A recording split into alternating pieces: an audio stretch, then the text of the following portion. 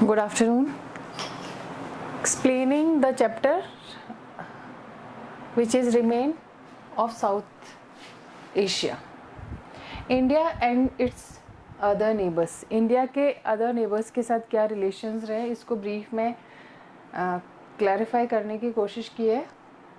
So government of India and Bangladesh have had differences over several issues including the sharing of the Ganga and Brahmaputra river water. देखो दोनों के बीच जो water dispute था वो किस को लेके था ये आप एकदम अंडरलाइन कर लीजिए. हालांकि काफ़ी अच्छे सी फ्रेंडशिप है, बांग्लादेश के साथ अच्छे रिलेशंस हैं, बट फिर भी डिफरेंसेस तो हैं ही. Bangladesh have had differences over several issues including sharing of the Ganga and Brahmaputra river water. इसके ये डिस्प्यूट है बांग्लादेश और इंडिया के बीच में. The Indian government has been unhappy with Bangladesh denial of illegal immigration to India. हालांकि India unhappy है, बांग्लादेश के साथ खुश नहीं है, क्योंकि जो इलीगल इमिग्रेशन हो रहा है इंडिया में उसको डिनाई करता है बांग्लादेश, उसको रिफ्यूज़ करता है कि नहीं ऐसा नहीं हो रहा है. It's support for anti Indian Islamic fundamentalist group. Bangladesh refusal to allow Indian troops to move through its territory to north eastern India and its decision not to export natural gas to India और allow Myanmar to do so. It's support, इसका support है anti Indian Islamic fundamentalist group को, जो कि India के against है. Bangladesh support करता है इस्लामिक फंडामेंटलिस्ट ग्रुप को जो कि एंटी इंडियन है. बांग्लादेश रिफ्यूज़ल टू अलाउ, जो बांग्लादेश का रिफ्यूज़ल है उसने इंडियन ट्रूप्स को अलाउ किया है कि उसकी टेरिटरी से वो मूव कर सके नॉर्थ ईस्टर्न इंडिया में, और इसके जो डिसीज़न है to export natural gas to India और allow Myanmar to do so. इसका जो डिसीज़न है not to export natural gas, की नेचुरल गैस एक्सपोर्ट इंडिया में नहीं किया जाएगा, म्यांमार में किया जाएगा. तो ये थोड़े से डिस्प्यूट्स हैं इंडिया और बांग्लादेश के बीच. Through Bangladeshi territory Bangladeshi government have felt that the Indian government behave like a regional bully over the sharing of river water. River water को शेयर करने में वो बांग्लादेश ये कहता है कि वो इंडिया उसको बुली करता है, तंग करता है, परेशान करता है. तो बांग्लादेश के भी कुछ क्लेम्स हैं, कुछ मतलब इंडिया के भी कुछ क्लेम्स हैं, पर जो भी डिस्प्यूट्स है उसके अलावा भी रिलेशंस फिर भी कॉर्डियल रखने की कोशिश करता है इंडिया. इवन बांग्लादेश भी, मैं ये नहीं कहूँगी. Encouraging rebellion in the Chittagong hill tracts trying to extract its natural gas and being unfair in trade. इसके अलावा वाटर डिस्प्यूट के अलावा क्या करता है, वो रिबेलियंस को भी एनकरेज करता है. हिल ट्रैक्ट्स में चिटगांव को आपने सुना होगा, चिटगांव हिल ट्रैक्ट है, वहाँ पे रिबेलियन को भी एनकरेज करता है और नेचुरल गैस को एक्सट्रैक्ट करता है अनफेयर ट्रेड के रूप में. अनफेयरली मतलब फेयरली नेचुरल गैस को एक्सट्रैक्ट नहीं करता, अनफेयर रूप से करता है Bangladesh. The two countries could not resolve their boundary dispute for a long while. बहुत लंबे समय तक जो दोनों की जो बाउंड्री डिस्प्यूट है वो रिजॉल्व नहीं हुई है, वो होगी भी नहीं. जो बाउंड्री इश्यूज़ हैं वो इतनी आसानी से रिजॉल्व होते भी नहीं हैं. डिस्पाइट देयर डिफरेंसेस है, ये देखो आप ऊपर देखोगे यहाँ पे ये डिफरेंसेस है, मतलब ये आपस में जो राइवलरीज है, जो भी दुश्मनी है, जो भी कॉन्फ्लिक्ट्स हैं, जो भी डिस्प्यूट्स हैं, इनको पॉइंट्स में लिख लेना. वाटर डिस्प्यूट्स हैं, ठीक है. एक चितगांव हिल ट्रैक्ट्स पे जो एक्सट्रैक्ट हो रहा है नेचुरल गैस का वो अनफेयर हो रहा है ना. तो ये 4-5 पॉइंट्स आपको अच्छे से लर्न करके रखने हैं अगर कहीं ऐसा चीज़ें आ जाती है तो. Despite there differences, in differences के बावजूद India and Bangladesh do cooperate on many issues. ऐसा नहीं है कि इश्यूज़ हैं, कॉन्फ्लिक्ट्स ही हैं, डिस्प्यूट्स ही हैं, बहुत सारे इश्यूज़ पे एक दूसरे को ये कोऑपरेट भी करते हैं. Economic relations have improve considerably in the last 20 years. Last 20 years में जो इकोनॉमिक रिलेशंस है काफ़ी डेवलप हो चुके हैं बांग्लादेश और इंडिया में. Bangladesh is a part of India's look east policy that wants to link up with south east Asia via Myanmar. देखो जो बांग्लादेश की इंडिया की जो लुक ईस्ट पॉलिसी है, एक्ट ईस्ट अब एक्ट ईस्ट पॉलिसी की जगह लुक ईस्ट पॉलिसी आ गई है। ये कई बार पूछ सकते हैं कि एक्ट ईस्ट पॉलिसी को किसने रिप्लेस किया है, तो इंडियाज लुक ईस्ट पॉलिसी जो कि 2014 में हुई है, इसको भी इससे भी बांग्लादेश इसका भी एक पार्ट हो गया है। ये इकोनॉमिक पॉलिसी है, ये आपने पढ़ा होगा शायद नैम में, जो विद साउथ ईस्ट एशिया के साथ इसमें ये जुड़ा हुआ है via Myanmar. On disaster management and environmental issues, the two states have cooperated regularly. In 2015, they exchanged certain enclaves. Efforts are on the broaden the area of cooperation further by identifying common threats and being more sensitive to each other's need. तो disaster management या environmental issues हों, दोनों states ने एक दूसरे को regularly cooperate किया है, चाहे वो एनवायरमेंटल इश्यूज़ हो या डिज़ास्टर मैनेजमेंट हो। जैसे कोई भी ऐसे नेचुरल कैलेमिटीज़ वगैरह होती है तो डिज़ास्टर मैनेजमेंट के इश्यूज़ पे इन्होंने एक दूसरे को काफ़ी कोऑपरेट किया है। दे एक्सचेंज सर्टेन एनक्लेव्स, इन्होंने कुछ डेफिनेट एनक्लेव्स भी एक्सचेंज किए हैं। Efforts are on to broaden the area of cooperation further by identify common threat. अब इन दोनों ने मिलके कॉमन थ्रेट को आइडेंटिफाई करके उसको एक दूसरे को कोऑपरेट करने की कोशिश की है, जो एक दूसरे की नीड्स के लिए भी काफ़ी सेंसिटिव हैं, बांग्लादेश और इंडिया। तो इसके डिस्प्यूट्स आप 4-5 पॉइंट्स में लिख लें और इसके जो आपस में इनके रिलेशंस हैं जो कैसे डेवलप हुए हैं वो भी लिख लें। अब है Nepal and India. Nepal India एक स्पेशल रिलेशनशिप इंजॉय करते हैं क्योंकि वो भी हिंदू कंट्री है भी, तो ये वर्ल्ड में कुछ पैरेलल्स ये जो इतने रिलेशनशिप को इंजॉय करते हैं। A treaty between the two countries allow the citizen of the two countries to travel to and work in the other country without visas। एक स्पेशल जो फीचर है नेपाल और इंडिया के बीच वो ये है कि बिना वीज़ा के आप एक मतलब नेपाल से इंडिया, इंडिया से नेपाल विजिट ट्रेवल कर सकते हैं सिटीजन्स, मतलब बिना किसी वीज़ा के। बिल्कुल खुला रास्ता है, आप जब चाहो, जैसे आप एक एमपी से राजस्थान से कहीं और जाते हो वैसे ही आप नेपाल भी विज़िट कर सकते हो, कोई वीज़ा नहीं है, कोई रोक टोक नहीं है। तो सबसे बड़ा एग्रीमेंट तो ये है, ट्रीटी साइन हो रखी है इन टू कंट्रीज़ के बीच जिसमें सिटीजन्स अलाउ है ट्रेवल करना, वहाँ पे काम करना, वहाँ पे सेटल होना, ये पूरी तरीके से अलाउ। तो ये स्पेशल फीचर है नेपाल और इंडिया के बीच, बिना पासपोर्ट बिना वीज़ा के। Despite this special relationship the governments of the two countries have had trade related disputes in the past। ये स्पेशल रिलेशनशिप होने के बावजूद भी जो गवर्नमेंट थी दोनों कंट्रीज़ की, पास्ट में इनके जो ट्रेड डिस्प्यूट मतलब जो ट्रेडिंग डिस्प्यूट्स इनके बीच में रहे हैं। The Indian government has often express displeasure at the warm relationship between Nepal and China at the Nepal governments in inaction against anti Indian elements. Indian government को हमेशा बुरा लगता है कि चाइना और नेपाल के रिलेशंस जो हैं बहुत बेटर होते जा रहे हैं, और है ना बेटर हो रहे हैं तो इसमें इंडिया कुछ नहीं कर सकता, लेकिन जो नेपाल की गवर्नमेंट का इनेक्शन है वो एंटी इंडियन एलिमेंट्स के अगेंस्ट है। यहाँ बुरा लगता है कि चाइना के साथ अब वो रिलेशन, जबकि छोटी छोटी चीज़ों में इंडिया ने काफ़ी हेल्प की है नेपाल की, लेकिन अब जो नेपाल और चाइना का जो रिलेशनशिप है वो थोड़ा सा वार्म होता जा रहा है, तो इससे इंडिया डिस्प्लेजर है, वो खुश नहीं है। Indian security agency see the Maoist movement in Nepal as a growing security threat given the rise of Naxalite groups in various Indian state from Bihar in the north to Andhra Pradesh in the south. जो Indian security agencies हैं वहाँ पे नेपाल में जो Maoist movement है वो एक security के लिए एक थ्रेट की तरह हो गया है, इंडिया के लिए एक थ्रेट की तरह हो गया है। इसमें नेक्सलाइज जो ग्रुप हैं, हमारे नक्सलवाद आपने देखा होगा, नेक्सलाइज ग्रुप इंडियन स्टेट्स में जैसे बिहार में देख लो, आंध्र प्रदेश में देख लो, साउथ में, तो ये नेक्सलाइज ग्रुप की एक्टिविटीज़ इंक्रीज हुई है, बढ़ रही है।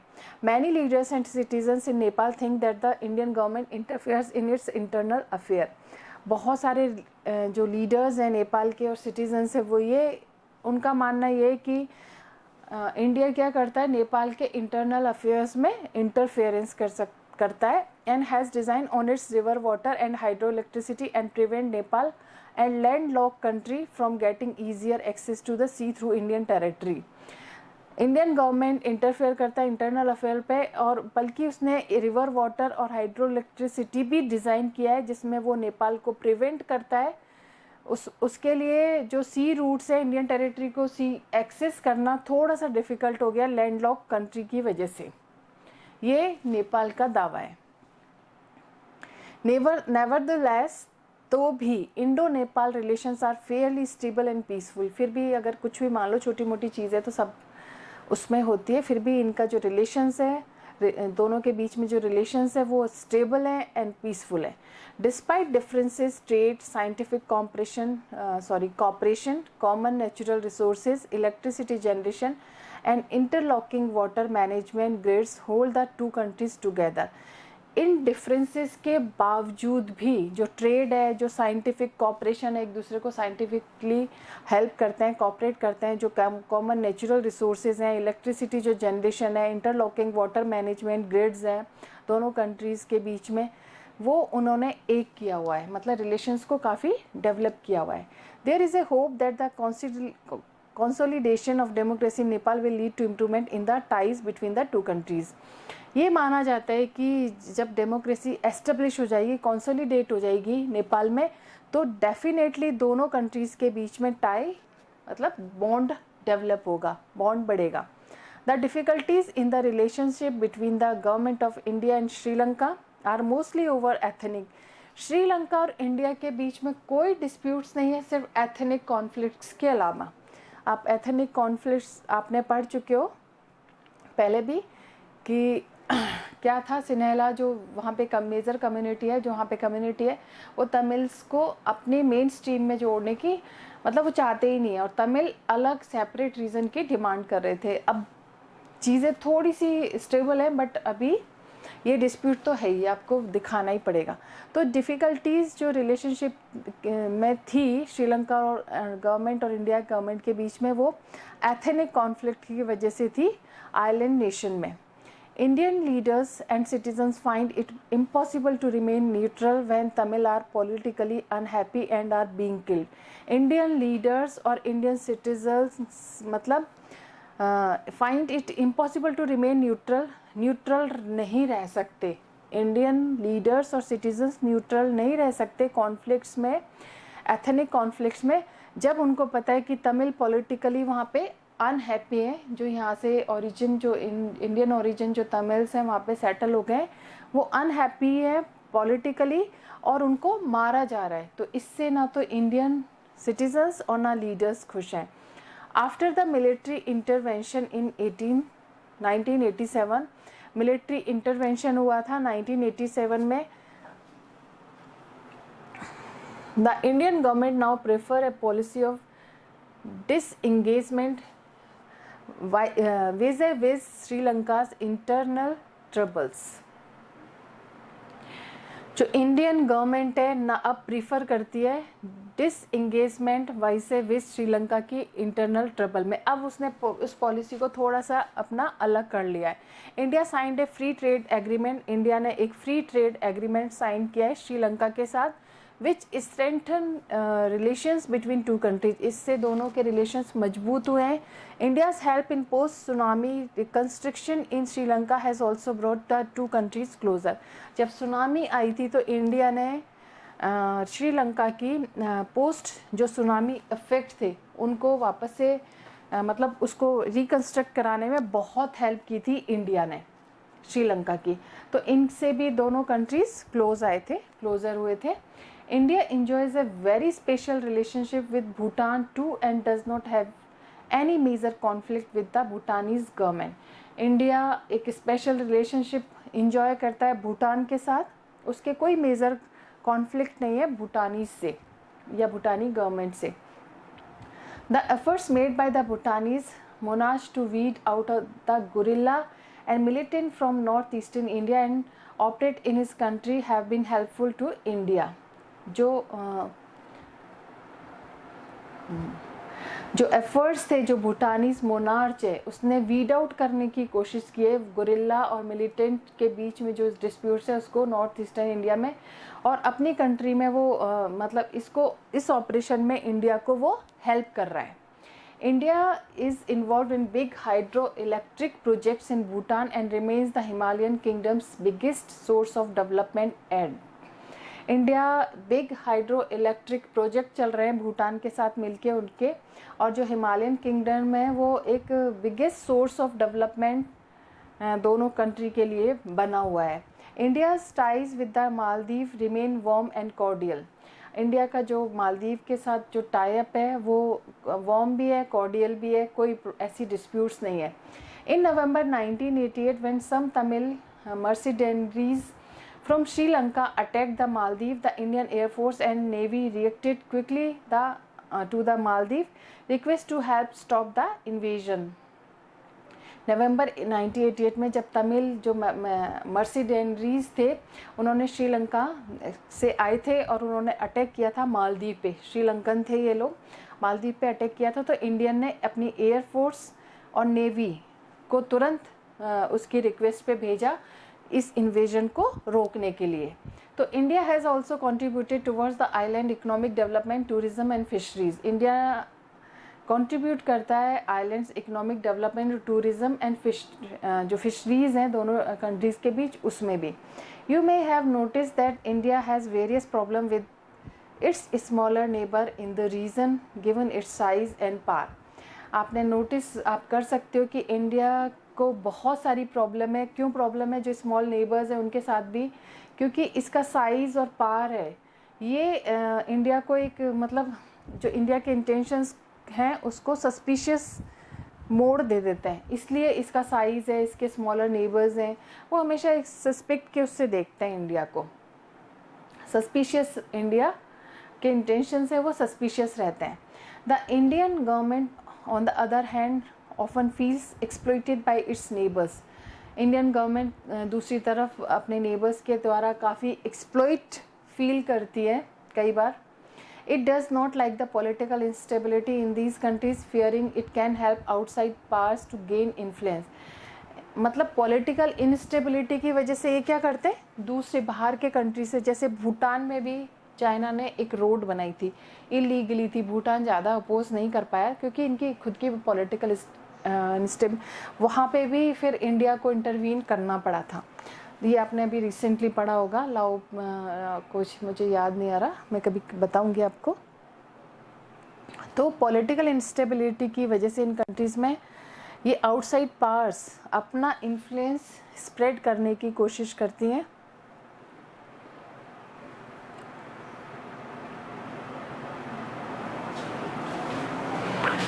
और स्मॉलर कंट्रीज़ को ये भी लगता है कि इंडिया रीजनली डोमिनेंट पावर के रूप में इमर्ज हो सकता है. ठीक है.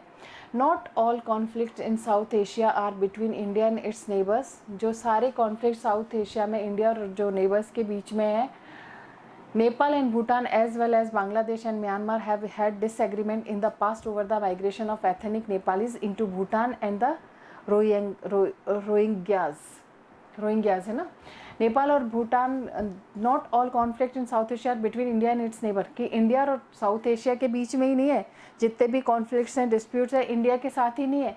नेपाल और भूटान में भी आप देख सकते हैं, बांग्लादेश और म्यांमार में भी आपस में कॉन्फ्लिक्ट्स रहते हैं. नेपाल और भूटान में और बांग्लादेश और म्यांमार में इनका भी डिसएग्रीमेंट है. पास्ट मतलब माइग्रेशन और एथनिक नेपालीज की वजह से इनके भी एथनिक कॉन्फ्लिक्ट्स हैं. नेपालीज जो भूटान में माइग्रेट कर रहे हैं, रोहिंग्यास म्यांमार में माइग्रेट कर रहे हैं. Bangladesh and Nepal have had some differences over the future of the Himalayan river waters.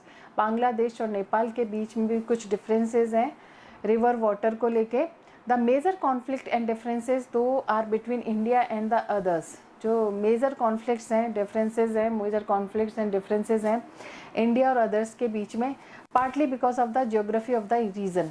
ये किस लिए इतना ज़्यादा डिस्प्यूट्स हैं, कॉन्फ्लिक्ट्स हैं, इसकी ज्योग्राफी की वजह से हैं, इस रीजन की ज्योग्राफी की वजह से. In which India is located centrally and is therefore the only country that borders the others. India centrally located है और आसपास उसके सारी बाउंड्री इश्यूज़ हैं, तो सारी इंडिया को पूरा घेरा हुआ है. इसलिए ये कॉन्फ्लिक्ट्स ज़्यादा हैं इंडिया और अदर्स में.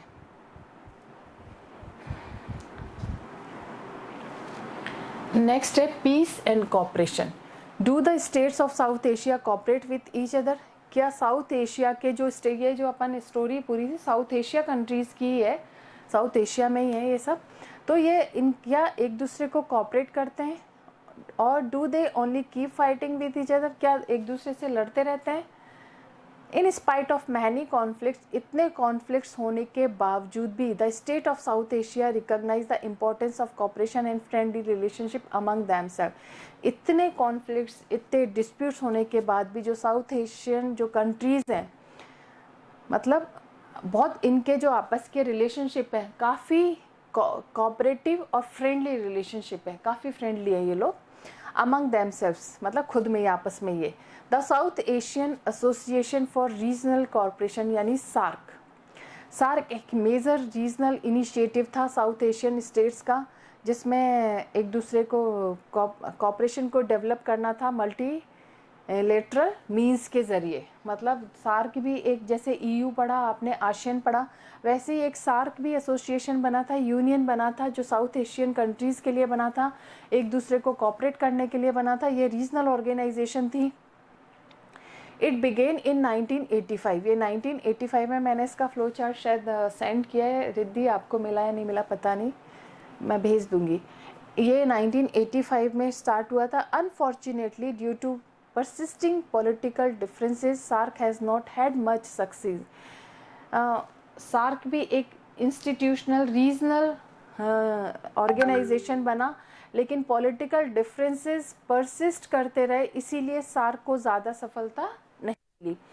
SAARC member signed the south Asian free trade agreement with which promise the formation of a free trade zone for the whole of south Asia.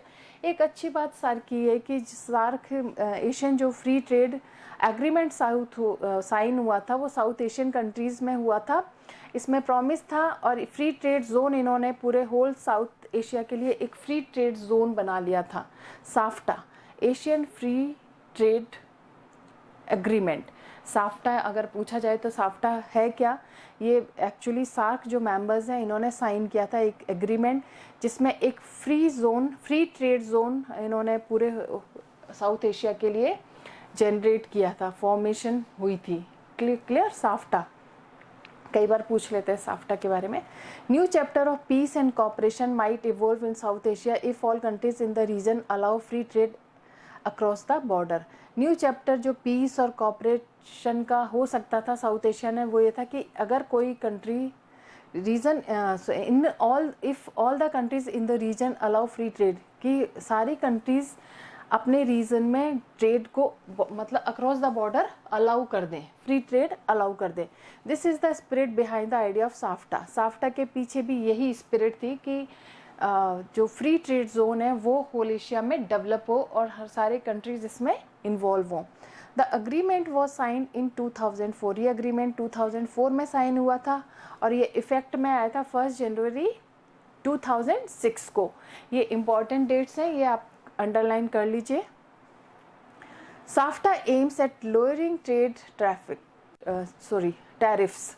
जो साफ्टा का मेन ऑब्जेक्टिव था वो lowering trade tariffs था, but some of our neighbors fear that SAFTA is a way for India to invade their market and to influence their societies and politics through commercial ventures and a commercial presence in their countries। लेकिन SAFTA का M कुछ था, लेकिन कुछ countries डरते थे कि SAFTA एक इंडिया कहीं साफ्टा के ज़रिए एक साफ्टा को काम में लेते हुए ऐसा नहीं हो कि वो इन्वेड करे, मार्केट में अपना इन्फ्लुएंस बना ले, केवल इंडिया का इन्फ्लुएंस बन जाए सोसाइटीज़ में, पॉलिटिक्स में, कमर्शियल वेंचर्स में, कमर्शियल प्रेजेंस कंट्रीज़ में इंडिया की ही रह जाए। कुल मिला के जो नेबर कंट्रीज़ थे, जो साउथ एशियन कंट्रीज़ थे, वो ये चाह रहे थे कि साफ्टा के ज़रिए ऐसा नहीं हो कि इंडिया इसका बेनिफिट ले, इंडिया को इसका बेनिफिट मिले, जिससे कि कमर्शियल प्रेजेंस भी उसी का हो, कमर्शियल वेंचर्स भी उसी के हों, मार्केट में इन्फ्लुएंस भी उसी का हो। ये थोड़ा डर था। India thinks that there are real economic benefit for all from SAFTA and that a reason that trades more freely will be able to cooperate better and political issues. लेकिन इंडिया सोचता था कि ये सच में ये जो साफ्टा एग्रीमेंट है, economic benefit इसमें सारी कंट्रीज़ को, साउथ एशियन कंट्रीज़ को होगा और ट्रेड भी फ्रीली हो पाएगा। और पॉलिटिकल इश्यूज़ पे जब ये ट्रेड फ्री जोन हो जाएगा तो पॉलिटिकल इश्यूज़ को भी रिजॉल्व किया जा सकता है एक दूसरे की हेल्प से। इंडिया का पर्पस ये था, इंडिया ये मानता था। Some in India think that SAFTA is not worth the trouble since India already has bilateral agreement with Bhutan, Nepal and Sri Lanka. कुछ इंडिया में जो ये मानते हैं कि साफ्टा इंडिया के लिए तो इतना वर्थ नहीं है, बल्कि एक ट्रबल ये, क्योंकि बायलैटरल एग्रीमेंट तो इंडिया वैसे ही साइन कर चुका है। मतलब बायलैटरल होता है दो पक्षों में जो वार्ताएं होती हैं, समझौते होते हैं। जो बायलैटरल जो एग्रीमेंट है भूटान के साथ भी है, उसका नेपाल के साथ भी है, श्रीलंका के साथ भी है। तो वो कहते हैं साफ्टा का ऐसा कोई वर्थ नहीं है, साफ्टा का कोई मतलब नहीं है। Although India Pakistan relation seem to be a story of endemic conflict and violence. हालांकि जो पाकिस्तान और इंडिया के जो रिलेशन है वो एंडेमिक कॉन्फ्लिक्ट और वायलेंस के रिलेशंस हैं। There have been a series of efforts to manage tensions and build peace. बहुत सारी सीरीज़ हैं, ऐसे कोशिश की है टेंशंस को मैनेज करने की, पीस को बिल्ड करने की बहुत सारी कोशिशें रही हैं। The two countries have agreed to undertake confidence building measures to reduce the risk of war. दोनों कंट्रीज़ इस बात पे एग्री हो गए, अंडरटेकिंग उन्होंने दे दी है कि रिस्क ऑफ वॉर रिड्यूस हो जाएगा। दोनों कंट्रीज़ के बाद रिस्क ऑफ वॉर अंडरगोन चला जाएगा, रिड्यूस होगा। Social activists and prominent personalities have collaborated to create an atmosphere of friendship among the people of both countries.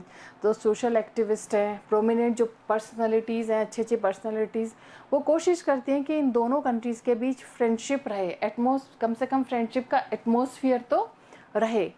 Leaders have met at summits to understand each other better and to find solution. Leaders भी summits में मिलते हैं, जो भी summits होते हैं उसमें मिलते हैं, एक दूसरे को अंडरस्टैंड करने की कोशिश करते हैं और सॉल्यूशंस को फाइंड आउट करने की कोशिश करते हैं। To the major problem between the, जो भी टू नेबर्स के बीच में मेजर प्रॉब्लम है उसको फाइंड आउट करने की, उसके सॉल्यूशंस को फाइंड आउट करने की कोशिश करते हैं। Number of bus routes have been open up between the two countries. बहुत सारी जो बस रूट है वो भी ओपन हो चुका है। अटल बिहारी वाजपेयी ने इसको इनिशिएटिव लिया था। ट्रेड जो two parts Punjab has increase substantially in the last 5 years में जो ट्रेड था टू पार्ट्स में पंजाब, इसमें इंक्रीज़ हो चुका है। Visas have been more easily given, अब वीज़ा भी आसानी से दिए जा रहे हैं। No region exist in a vacuum, कोई सा भी रीज़न वैक्यूम नहीं है। It is influenced by outside parts and event no matter how much it may try to insulate itself from non-regional parts। कोई भी रीज़न एग्जिस्ट नहीं करता, vacuum नहीं है, ये इन्फ्लुएंस है आउटसाइड पार्ट से, इवेंट्स से। No matter how much it may try to insulate itself from non regional part, हालांकि वो कितना भी कोशिश करे इंसुलेट करने की नॉन रीजनल पार्ट से, फिर भी रहता ही है। China and the US remain key players in South Asian politics. South Asian politics में इनका भी की रोल रहता है, चाइना का और US का, ये भी ज़बरदस्ती की टांग अड़ाते ही हैं। Sino-Indian relations have improved significantly in the last 10 years। Last 10 years में जो सीनो इंडियन रिलेशंस हैं वो भी डेवलप हो चुके हैं। But China strategic partnership with Pakistan remain a major irritant. लेकिन चाइना की जो स्ट्रैटेजिक पार्टनरशिप है, चाइना और जो पाकिस्तान मिले हुए हैं, ये थोड़ा सा इरिटेंट रहा है, इंडिया के लिए थोड़ा सा इरिटेबल है। The demand of development and globalisation have brought the two Asian giants closer. जो डिमांड थी डेवलपमेंट की, ग्लोबलाइजेशन की, इन दो एशियन जायंट को, महान जो जायंट थे साउथ एशिया में, उनको क्लोज आए हैं। And their economic ties have multiple rapidly since 1991 से, तो इनके इकोनॉमिक जो टाइज है वो भी रही है।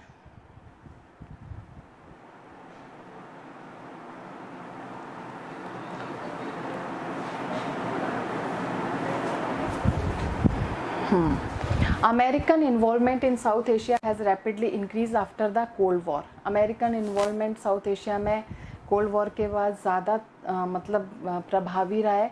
The US has had good relation with both India and Pakistan. US काफ़ी डिप्लोमेटिक है, तो वो अपने रिलेशंस बहुत मेंटेन करके सकता है पाकिस्तान से भी और इंडिया से भी।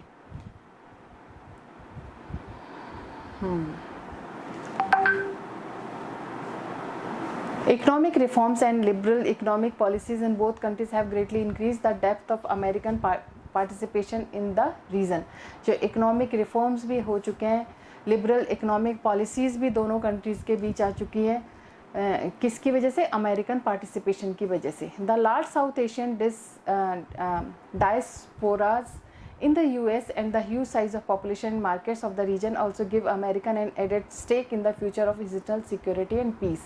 US का खुद का भी अपना एक मतलब है, अपना ऑब्जेक्टिव है कि इन दोनों के रिलेशंस को क्योंकि यहाँ की पॉपुलेशन ऐसी है कि मार्केट इतना वास्ट मार्केट है कि वहाँ वो उसको इकोनॉमिकली बेनिफिट हो सकता है यूएस को, तो वो कोशिश करता है कि इनमें रीजनल सिक्योरिटी और पीस भी बना रहे। However whether South Asia will continue to be known as the conflict prone zone और will evolve into a regional bloc with some common cultural feature and trade interests will depend more on the people and the government of the region than any other। तो आप देख सकते हो south Asia के जो countries थे वो कैसे उन्होंने रिलेशंस डिस्प्यूट्स के बाद भी रिलेशन मेंटेन किए हुए हैं। आज भी दोनों जो पाकिस्तान इंडिया चाहे कितना भी बड़ा हो, लेकिन अभी भी ट्रेड रिलेशंस इनके बीच में इवोल्व हो रहे हैं। So chapter has been completed now.